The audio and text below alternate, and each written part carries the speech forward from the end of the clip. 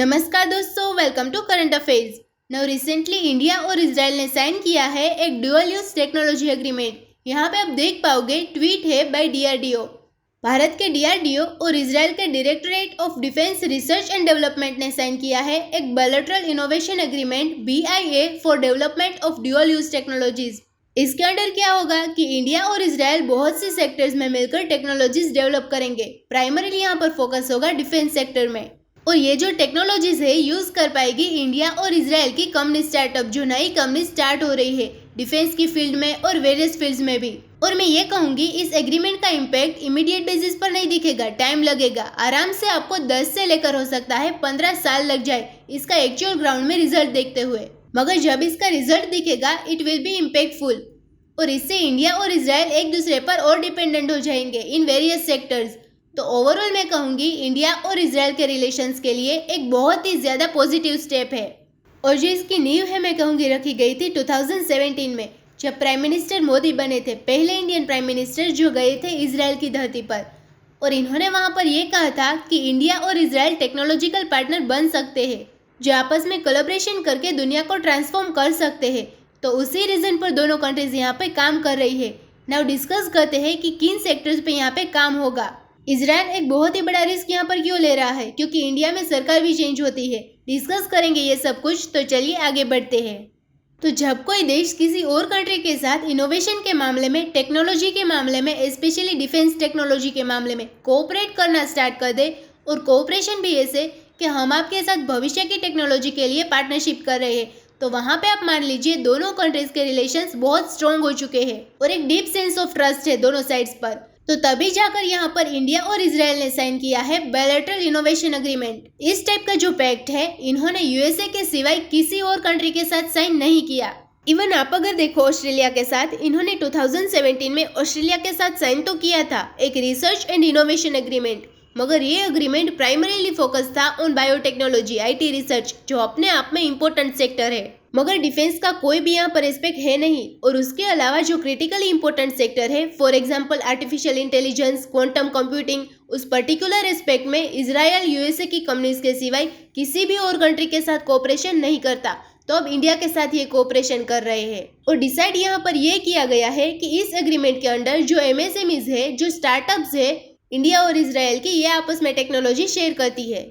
India और Israel की सरकारें भी इनको टेक्नोलॉजीज प्रोवाइड करेगी। अगर मान लो डीआरडीओ कुछ इनोवेशन करता है, ये शेयर कर सकते हैं with Israeli companies, Indian companies, तो इसका इम्पैक्ट बहुत बड़ा होगा। और आप कह सकते हैं डिफेंस की फील्ड में इंडिया और इजराइल ऑलमोस्ट जुड़ी जाएंगे बिकॉज ऑफ दिस एग्रीमेंट। और इजराइल के लिए एक्चुअली ये बहुत बड़ा गेम्बल है, लिटरली मैं कहूँगी जुआ खेल रहे हैं ये। और इस उम्मीद से इन्होंने यहाँ पर ये एग्रीमेंट साइन किया है कि इंडिया में आने वाले समय में जो सरकारें रहेगी या तो प्रो इजराइल ही होगी, या फिर अगर बुरे से भी बुरा टाइम आ गया तो न्यूट्रल हो जाएंगी।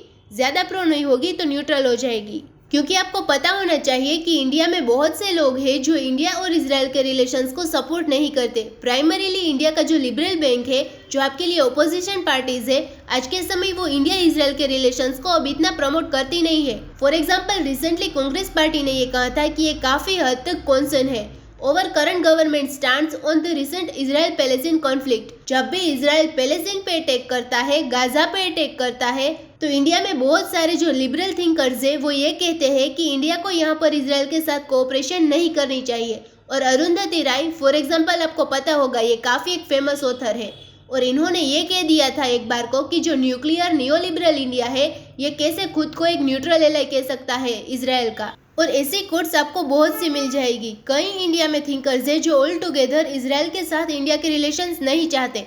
तो आप अगर इजराइल के पर्सपेक्टिव से देखो, मैं हमेशा आपको यही कहूँगी कि दुनिया को सिर्फ अपने नज़रिए से मत देखना। जो कंट्रीज आपसे ट्रेड कर रही है, जिनके आपके साथ रिलेशंस है, उनके पर्सपेक्टिव से भी देखो, तो आप बाकी चीज़ें समझ पाओगे। यहाँ पर कल को अगर मान लीजिए इंडिया में एक बहुत ज़्यादा लेफ्ट विंग सरकार आ जाती है, या आखिर एक लिबरल गवर्नमेंट आ जाती है, तो पॉसिबिलिटी है कि जो भी यहाँ पर तरक्की हो रही है इस एग्रीमेंट के अंडर, थोड़ी सी स्लो डाउन भी हो जाए। मगर इजराइल की एक पॉलिसी रही है विथ इंडिया कि इंडिया में पोटेंशियल बहुत सारा है। इजराइल में आप अगर देखो तो ओवर द ईयर्स बहुत कुछ सुना है फ्रॉम इंडिया। 2012 में इंडिया के जो फॉर्मर फॉरेन मिनिस्टर थे सलमान खुर्शीद, इन्होंने इजराइल की आलोचना कर दी गाजा की बॉम्बिंग को लेकर। मगर तब भी इजराइल की सरकार को ये पता है कि लेट्स वेट, एक टाइम पे आकर हमारे लिए फेवरेबल गवर्नमेंट आएगी, उनसे हम बहुत सारे एग्रीमेंट कर लेंगे। तो अब देखना ये होगा कि ये एग्रीमेंट हो तो गया है, camera stand of test of time. Long term में क्या इसका बेनिफिट मिल पाएगा या फिर नहीं। ना अब यहाँ पे आप पूछोगे अच्छा बेनिफिट मिलेगा तो भी कैसे मिल सकता है। देखिए यहाँ पर जो सेक्टर्स कवर किए गए हैं दे आर वेरी इंपॉर्टेंट। ये जो सरकार की नोटिफिकेशन है ये मैं आपको दिखा रही हूँ। बाय द वे आप देख पाओगे किसका वर्स्ट है। मैं जूम इन कर दूंगी आपके लिए। आप लोग कमेंट सेक्शन में बताओ कि ये यहाँ पर किसका वर्स्ट लगा हुआ है।